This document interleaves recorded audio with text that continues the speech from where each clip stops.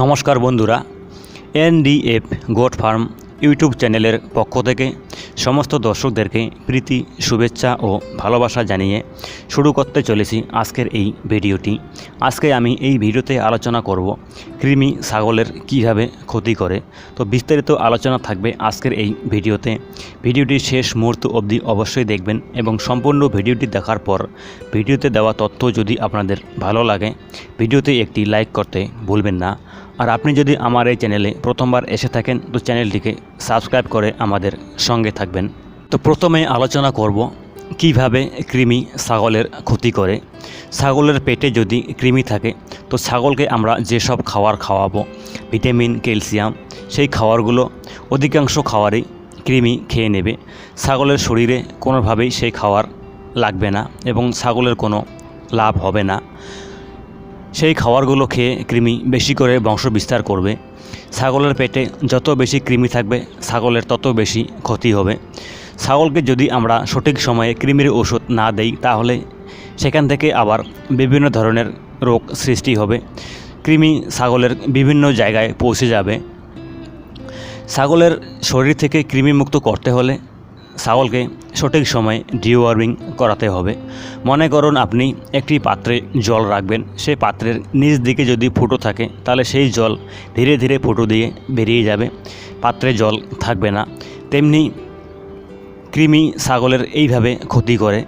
যদি ছাগলের শরীরে কৃমি থাকে আমরা যেসব খাবার খাওয়াবো সেই খাবারগুলো ছাগলের শরীরে সঠিক কাজে লাগবে না।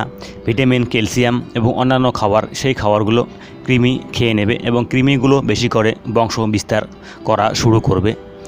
ছাগলের শরীরে যদি কৃমি থাকে তাহলে ছাগলকে বিভিন্ন ধরনের রোগে আক্রমণ করে। এর কারণ হচ্ছে ছাগলের শরীরে কৃমি থাকলে ছাগলের ইমিউনিটি পাওয়ার কমে যায়, ছাগল ঘন ঘন পাতলা পায়খানা করে, ছাগলকে বিভিন্ন ধরনের রোগ আক্রমণ করে, ছাগলের খাবারের রুচি কমে যায়, ছাগল সঠিক সময়ে হেঁটে আসে না, সঠিক সময়ে বাচ্চা দেয় না। ছাগল যদি সঠিক সময়ে হেঁটে না আসে, সঠিক সময়ে বাচ্চা না দেয় তাহলে ফার্মিং করে লাভবান হওয়া সম্ভব নয়। তো ফার্মিং করে লাভবান হতে চাইলে, ফার্মিং করে যদি আপনারা সফলতা পেতে চান তাহলে ফার্মের প্রধান কাজ ছাগলকে ডিওয়ার্মিং করা। ডিওয়ার্মিং যদি আপনারা সঠিক সময়ে ছাগলকে করতে না পারেন তাহলে আপনারা ফার্মিং করে লাভবান হতে পারবেন না। তো ছাগলের শরীরে বিভিন্ন জায়গায় কৃমি জন্ম নেয়, যেমন পেটে, চামড়ায়, চোখে, আরও বিভিন্ন জায়গায় কৃমি জন্ম নেয়। তো ছাগলের শরীর থেকে কৃমি দূর করতে হলে আমরা সঠিক সময়ে সঠিক ওষুধ দিয়ে ছাগলকে ডিওয়ার্মিং করাবো। যদি আমরা সঠিক সময়ে সঠিক ওষুধ দিয়ে ছাগলকে ডিওয়ার্মিং না করাই তাহলে কৃমি ছাগলের খুব ক্ষতি করবে। সেই ক্ষতির হাত থেকে ছাগলকে বাঁচাতে হলে আমরা সঠিক ওষুধ দিয়ে ছাগলকে ডিওয়ার্মিং করাবো। এর আগে আমি অনেক ভিডিওতে আলোচনা করেছি কোন ওষুধ দিয়ে কোন ছাগলকে ডিওয়ার্মিং করাতে হবে।